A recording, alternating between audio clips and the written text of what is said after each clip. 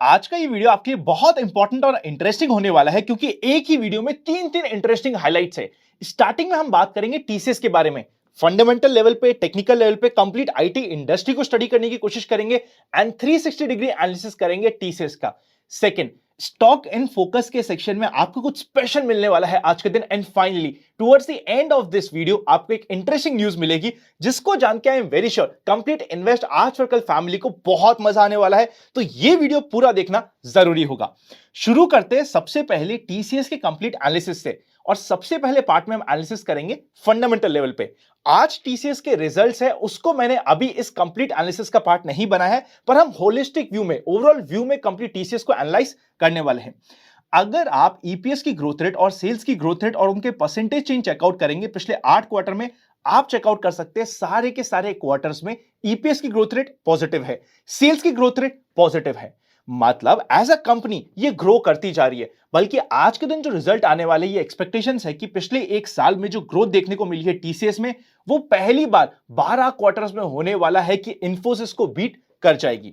अगर हम ईपीएस की बात करें ईयर ऑन ईयर बेसिस पे, तो 2019 में 83 का था, 2020 में 86 का, 2021 में भी 86 का, 2022 में 103 का है। अब आप देख रहे होंगे कि क्यों आपको आईटी एज अ सेगमेंट में या फिर TCS as a whole complete IT segment में करेक्शन क्यों देखने को मिला।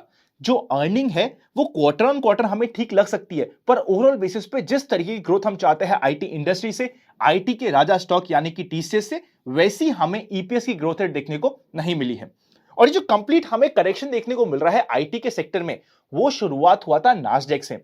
नास्डेक के अगर आप स्टॉक्स को देखेंगे, ऐसा नहीं कि वो स्टॉक खराब है, बहुत प्यारे स्टॉक है और बहुत ही अच्छी टेक्नोलॉजी के स्टॉक है, अमेरिका अदर वर्ल्ड मार्केट के स्टॉक्स है।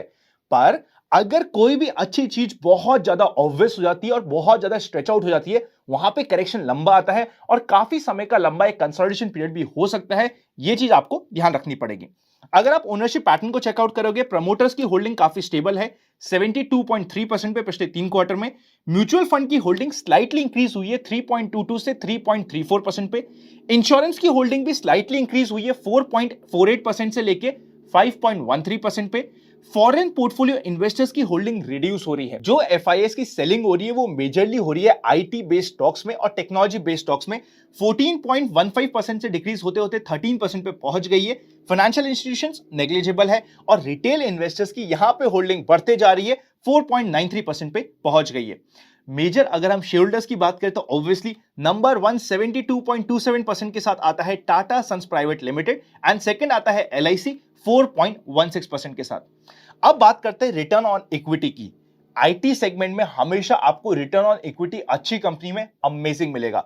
2022 का टीसीएस का रिटर्न ऑन इक्विटी है 42% के ऊपर का, रिटर्न कैपिटल एम्प्लॉयड है 52% के ऊपर का, और पिछले कितने भी सालों के आप चेकआउट कर सकते हैं, पिछले 4 साल का डेटा तो आपके सामने प्रेजेंट है। 30% के ऊपर की आरओई और आरओसी हमें देखने को मिल रही है टीसीएस में। अगर हम मार्जिन की बात करें तो आफ्टर टैक्स मार्जिन 2022 के 20% के ऊपर अमेजिंग हो जाते हैं। सेल्स की ग्रोथ रेट 2021 के कंपैरिजन में 17% को देखने को मिली, पर 2020 से लेकर 2021 में कोई भी मेजर ग्रोथ रेट नहीं दिखी। 2019 से 2020 में कोई भी ग्रोथ रेट नहीं दिखी। रीजन चाहे कुछ भी हो, पर हमें अगर सेल्स में ग्रोथ रेट नहीं मिल रही है तो हमें यह पता चल रहा है कि अर्निंग अगर बढ़ती भी है बिना सेल्स के तो सस्टेनेबल नहीं होती है। नेक्स्ट हम फाइनली बात करते हैं मार्केट कैपिटलाइजेशन की। आप यहां पे चेकआउट कर सकते हो 12 लाख करोड़ के ऊपर का मार्केट कैपिटलाइजेशन है। 1600 से ऊपर इंस्टीट्यूशंस और फंड इसमें इन्वेस्ट कर रहे हैं और लेटेस्ट क्वार्टर में number of funds and share held by fund दोनों रिड्यूस हुए हैं। फ्री फ्लोट है टोटल 102.45 करोड़ का।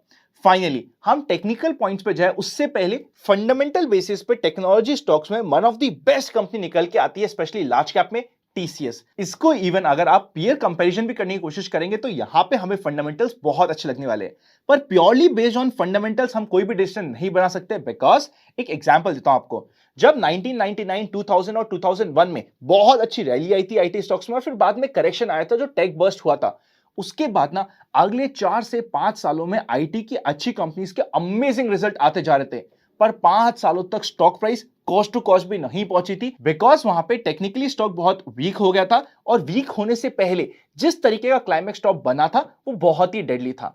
अभी भी अगर हम बात करें, अभी भी अगर आप टेक्निकली जाके टीसीएस के अलावा किसी भी आईटी स्टॉक को चेकआउट करेंगे, one of the most favourable charts हमें दिख रहे हैं टीसीएस के। पर ओवरऑल अगर हम इंडस्ट्री की बात करें, स्पेशली नास्डैक के स्टॉक्स की बात करें, जिस तरीके का क्लाइमेक्स टॉप बना है वो काफी समय तक नहीं टूटता है। 1 साल, 2 साल, 2.5 साल भी ऐसे क्लाइमेक्स टॉप चल जाते हैं। इस चीज का ध्यान रखना पड़ेगा। इसलिए टेक्निकली कंफर्मेशन के बिना अगर फंडामेंटल बेसिस पे रैंडमली हमने स्टॉक में ट्रेडिंग के लिए कुछ भी काम करने की कोशिश करी तो बैकफायर हो सकता है। अब फाइनली स्टॉक को चेकआउट करते हैं टेक्निकल बेसिस पे। सबसे पहले मैं आपके सामने वीकली चार्ट प्रेजेंट करता हूं, आप यहां पे चेकआउट कर सकते हैं। जो इमीडिएट हमें रेजिस्टेंस मिल रहा है वो 3450 का मिल रहा है, जिसके ऊपर ये कंप्लीट चार्ट स्ट्रेंथ में आएगा। इमीडिएट सपोर्ट हमें मिल रहा है 3190 के आसपास का, जहां पे ये सपोर्ट लेने की कोशिश कर रहा है। अब रिजल्ट के समय इंपॉर्टेंट ये देखना होगा कि जो 3190 का लेवल है वो अंडरकट नहीं होना चाहिए, क्योंकि अगर ये अंडरकट होता है तो नीचे का इंपॉर्टेंट सपोर्ट लेवल हमारे सामने आएगा 2900 का। 2900 एक बहुत मेजर सपोर्ट है। दो कारण है। सबसे पहले 200 वीकली एवरेज भी 2900 के आसपास है, एंड सेकेंड इंपॉर्टेंट कारण 2900 से लेके 2800, 2900, 2950, 3000, ये एक आप 100 से 150 पॉइंट की रेंज बना सकते हैं, जहां पे काफी बड़ा सप्लाई जोन की जगह डिमांड जोन आता है टीसीएस के स्टॉक में। अगर कोई स्टॉक टूट रहा है उसमें हमें देखना होता है कि डिमांड जोन कौन सा आएगा। पुराने भी इन्वेस्टर्स ने इस लेवल पे काफी माल खरीदा था। इस लेवल पे माल खरीद के यहां से हमें ब्रेकआउट मिला था, स्टॉक 4000 तक गया था, और अब 4000 से करेक्ट होते होते वापस से जो पहले इसका रेजिस्टेंस का जिसको तोड़ के ये ऊपर गया था और एक नए ब्रेकआउट की तरफ गया था, उस पूरे के पूरे ब्रेकआउट को ये रीटेस्ट कर जाएगा 2900 के आसपास, जो एक इंपॉर्टेंट वैल्यू जोन यहां पे हो चुका होगा। अगर हम डेली बेसिस पे चार्ट को चेकआउट करें तो आप चेकआउट करेगा 3190 जो एग्जैक्टली लाइन प्लेस है, वहीं से इस स्टॉक में बाउंस बैक आने की कोशिश हो रही है। अगर हम इमीडिएट हर्डल की बात करें तो 3350 का डेली बेसिस पे इमीडिएट हर्डल है। मेजर हर्डल है 3470 के आसपास का, जिसके ऊपर स्टॉक में मोमेंटम आ सकता है। IT stock and IT segment as a whole अब ट्रेडिंग के पर्सपेक्टिव में बीच बीच में मीन रिवर्जन का कैंडिडेट बनता रहेगा, इसलिए इंपॉर्टेंट लेवल्स को ध्यान रखना और स्टॉक को अपनी रडार पर रखना इंपॉर्टेंट होने वाला है। आपका क्या ओपिनियन है टीसीएस के बारे में, कमेंट करके मुझे बता दीजिएगा। अब हम चलते हैं आज के पहले पार्ट में, जिसका नाम है मार्केट टुडे। सबसे पहले इंडेक्स पे नजर डालते हैं। सेंसेक्स 1.41% पॉजिटिव रहा, निफ्टी 1.35% पॉजिटिव, बैंक निफ्टी की बात करें तो 0.93% पॉजिटिव रहा, और मिड कैप इंडेक्स भी 1% के आसपास पॉजिटिव है। ऐसा लग ही रहा था कि आज के दिन एक फॉलो थ्रू स्ट्रॉन्ग डे भी मार्केट में मिल जाएगा, पर नहीं, अभी मार्केट ने थोड़ा सा आपको और पेशेंट रखने के लिए कहा है। अगर एडवांस लाइन रेशियो की बात करें तो 1300 के आसपास स्टॉक एडवांस हुए, जिसके अगेंस्ट में 800 के आसपास स्टॉक डिक्लाइन हुए। बहुत अमेजिंग था ब्रॉडर मार्केट आज के दिन। आईटी, एनर्जी, मेटल तीनों ने आउट परफॉर्म करा। और अगर आप open for all free Telegram से जुड़े हैं तो आज के दिन मार्केट ओपन होते ही आपको डाल दिया था कि आईटी और मेटल्स के साथ साथ रिलायंस, ये तीन चीज होगी जो आज के दिन मार्केट को लीड करेंगे, और वैसा ही टचवुड हुआ मार्केट में। तो अगर अभी तक आप उस चैनल का पार्ट नहीं बने, डिस्क्रिप्शन में उस चैनल का लिंक आपको मिल जाएगा। इन्वेस्ट आज फॉर कल है उसका ओरिजिनल नाम। बहुत सारे फ्रॉड चैनल है, उनसे बच के रहिएगा। आज के दिन सिर्फ कंज्यूमर ड्यूरेबल नेगेटिव रहा, मीडिया रियलिटी थोड़ा सा शांत रहे। विक्स काफी कंफर्टेबल है 15 के नीचे। निफ्टी का मोमेंटम इंटरेस्टिंग था, ओपनिंग हुई थी 17,952 पे, जहां ओपन होता है वहीं पे लो बनता है, बाउंस बैक करता है, सेकेंड हाफ में हल्का सा रिटेस्ट करता है और वापस से अपनी स्ट्रेंथ को प्रूव करता है। जो सेकेंड हाफ का बाउंस बैक है मेरे लिए वो ज्यादा इंपॉर्टेंट था। मॉर्निंग में bounce back it was almost certain, पर जो सेकेंड हाफ में बाउंस बैक आया और मार्केट ने क्लोजिंग दी है 18,100 के ऊपर, अमेजिंग था। हाई बनता है 18,141 का। अब चलते हैं नेक्स्ट सेक्शन में, जो होने वाला है स्टॉक इन फोकस, एंड साथ में होगा एक्सपेक्टेशंस फ्रॉम टुमारोज मार्केट। सबसे पहले स्टॉक इन फोकस की बात करते हैं। आप में से काफी लोग बोलते हो कि अनंत आप small case as a product को बहुत अच्छा यूज करते हो। देखिए, मुझे स्मॉल केस पसंद है क्योंकि यहां पे मुझे एक बास्केट बना के उसमें इन्वेस्टमेंट करने की अपॉर्चुनिटी और इजीली ट्रैक करने की कन्वीनियंस मिलती है, और स्मॉल केस के बारे में आप और हम रेगुलरली बात करते आए हैं। यूजुअली मैं हमेशा स्मॉल केस की बात करता हूं फ्रॉम ट्रेडिंग पर्सपेक्टिव या फिर टेक्निकल पर्सपेक्टिव की अभी के समय में ये स्टॉक ट्रेडिंग के पर्सपेक्टिव में जहां पे 10% का टारगेट और एक छोटा सा 4 से 5% का स्टॉप लॉस होता है मेरा, उसको मैं फॉलो करता हूं। पर आज for the very first time मैं आपके साथ एक ऐसा स्मॉल केस स्टडी पर्पस के लिए डालने वाला हूं जो आपके लिए बहुत इंपॉर्टेंट है, even from trading plus from investment perspective. ये बहुत रेयर होता है। इस स्मॉल केस को स्टडी करना आपके लिए ऑलमोस्ट हमेशा कंपलसरी हो जाता है, क्योंकि मुझे भी इस कंप्लीट स्मॉल केस का जो माइंडसेट है बड़ा इंटरेस्टिंग लग रहा है। आपको लग रहा होगा अनंत तुम ज्यादा ही तारीफ नहीं कर रहे क्या? तारीफ कर रहा हूं क्योंकि ये एक्चुअली बहुत अच्छा है। स्मॉल केस का नाम है टॉप 250 स्टॉक। अब इसमें होता क्या है, टॉप 50 स्टॉक्स जो मार्केट कैपिटलाइजेशन के अकॉर्डिंग होते हैं उसका एक कंप्लीट बास्केट बना हुआ है। और हमें इसे यूज कब करना होता है? बेस्ट तरीका होता है कि अगर हमें मार्केट में इन्वेस्टमेंट करने की इच्छा है तो ये स्मॉल केस हो जाता है, स्पेशली मार्केट डिप में, मार्केट कंफ्यूजन में, जैसा अभी चल रहा है। यहां पे आपको लार्ज कैप और मिड कैप दोनों का एक्सपोजर एक साथ मिलता है, इसलिए मुझे इस टाइप का स्मॉल केस बहुत पसंद आता है। लिंक आपको पहला डिस्क्रिप्शन में और पहला पिन कमेंट में मिल जाएगा। इन्वेस्टमेंट करना आपके खुद का माइंडसेट है, आपकी खुद की स्टडी है, पर एक बार खुद स्टडी जरूर कर लीजिएगा स्मॉल केस को, आपको काफी हेल्प होने वाली है। इवन अगर मार्केट में कभी भी डिप आता है तो ये वाला स्मॉल केस काफी अट्रैक्टिव हो सकता है। और हां, ये एक ऐसा स्मॉल केस है जिसको मैं पर्सनली भी पार्ट्स में बाय करने के लिए भी रेडी हूं कि एक पार्ट मैंने अभी बाय कर लिया, एक पार्ट अगर मार्केट में डिप आया तब बाय कर लिया, एक पार्ट उस समय बाय किया जिस समय मार्केट में बजट के रिलेटेड थोड़ा सा कंफ्यूजन चल रहा हो। आई होप आप समझ पा रहे होंगे। अगर हम बात करें पुट कॉल रेशियो की तो अभी चल रहा है पुट कॉल रेशियो 0.98 का, काफी कंफर्टेबल है। अब सीधा चलते हैं स्क्रीन के ऊपर और निफ्टी का डिस्कशन कर लेते हैं। निफ्टी के डिस्कशन से पहले आप एफआईआईज और डीआईएस का डेटा भी चेकआउट कर लीजिए। डीआईएस ने 6 जन को 1000 करोड़ के ऊपर की परचेज करी थी, पर उसके अगेंस्ट में एफआईआई ने 2900 करोड़ की सेल करी थी। आपके सामने कंप्लीट डेटा प्रेजेंट है। बाय द वे, फ्राइडे को मार्केट करेक्ट भी हुआ था बिकॉज ऑफ एफआईआई सेलिंग, और आज के दिन वो पूरा रिकवर हो गया है। अब निफ्टी को चेकआउट करते हैं। 15 मिनट में स्टडी करने से पहले आप 1 आवर मतलब कि आर्ली कैंडल को चेकआउट करिए निफ्टी में। आपको यहां पे एक इंपॉर्टेंट चीज पता चलेगी। आज भी निफ्टी ने जो सपोर्ट लिया है, इसका इंपॉर्टेंट सपोर्ट एरिया जो हमने हमेशा मार्क कर रखा था वो था 17,800। मार्केट ने अभी भी फ्राइडे को 17,800 को टच किया और वहीं से हमें वापस से बाउंस बैक देखने को मिला है।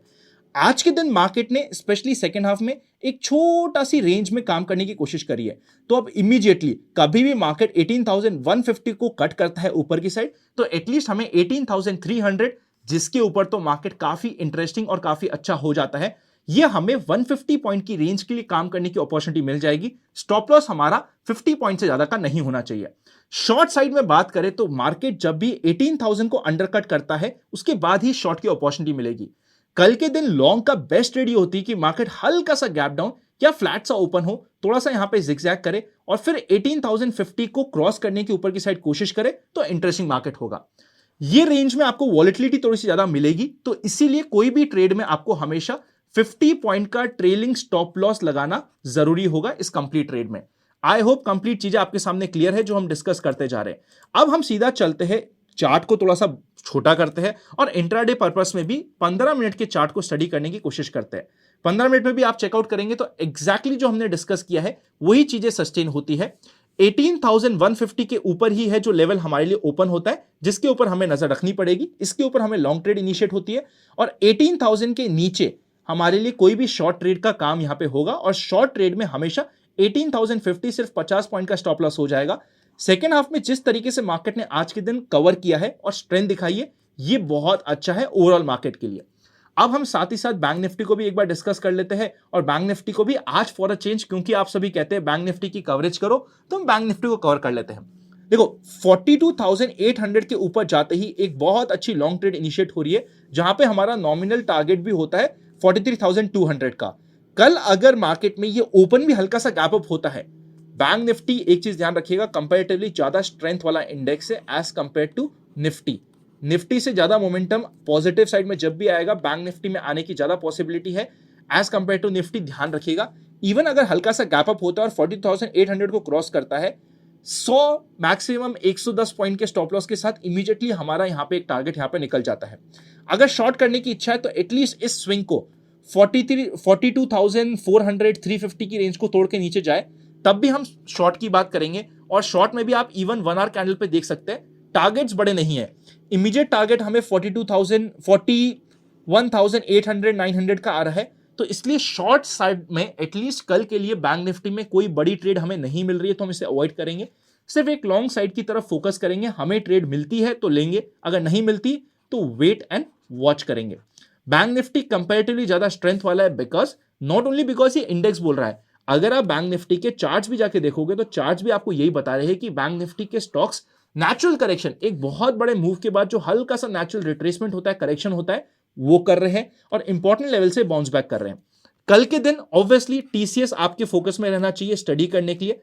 निफ्टी को ज्यादा स्टडी करना है, निफ्टी के ऊपर नजर लगानी है, तो रिलायंस को एक बार स्टडी रखिएगा, नोटिस में रखिएगा, रिलायंस लीड कर सकता है डायरेक्शन को। ये कंप्लीट माइंडसेट हमारे लिए हो जाता है। एंड फाइनली कंप्लीट इन्वेस्ट आज फॉर कल की फैमिली के लिए एक अमेजिंग न्यूज है कि संडे को I got an opportunity to meet honourable finance minister of India Shrimati Nirmala Sitharaman madam and yes honourable Lok Sabha speaker sir Om Birla ji. Congratulations आप सभी को भी, आप सभी भी तो इन्वेस्ट आज फॉर कल की फैमिली का पार्ट है।